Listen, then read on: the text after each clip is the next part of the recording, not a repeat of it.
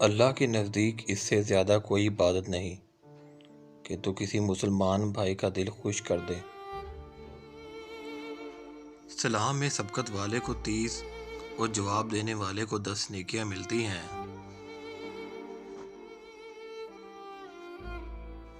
ہمسایوں کا حق صرف یہ نہیں کہ ان کو ستائے نہیں، بلکہ ان کے ساتھ احسان کرنا ضروری ہے۔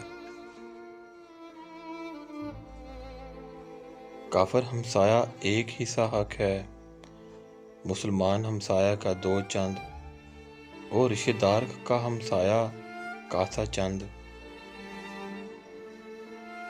پڑوسی کو ستانے والا دوزخی ہے، اگرچہ تمام رات عبادت کرے اور تمام دن روزے رکھے۔ اگر جہاں کی ساری نعمتوں کا ایک لقمہ بنا کر مہمان کے منہ میں رکھ دو، تب بھی مہمان کا حق باقی رہے گا۔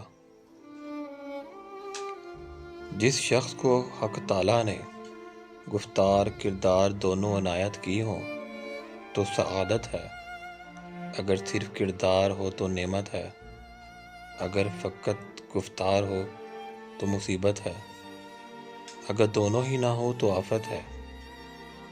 مصیبت اور پریشانی کی شکایت مت کرو، اس سے اللہ ناراض اور دشمن کو خوشی ملتی ہے۔ انسان ہمیشہ اپنے دوست سے اور درخت اپنے پھل سے پہچانا جاتا ہے۔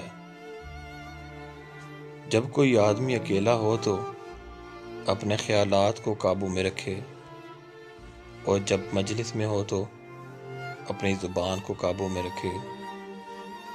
2 دشمنوں کے بیچ بات چیت اس طرح کرو کہ اگر وہ دوست بن جائیں تو تجھے شرمندہ نہ ہونا پڑے۔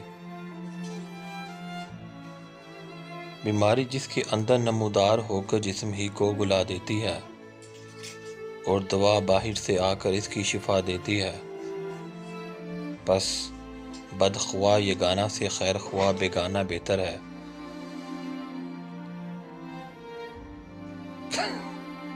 ایسی عورت سے شادی کرو جس عورت کے چہرے پر غصے کی حالت میں بل نہ آتے ہوں اور ہر حال میں صابر اور شاکر ہو، وہ آپ کو دولت سے مالا مال کر دے گی۔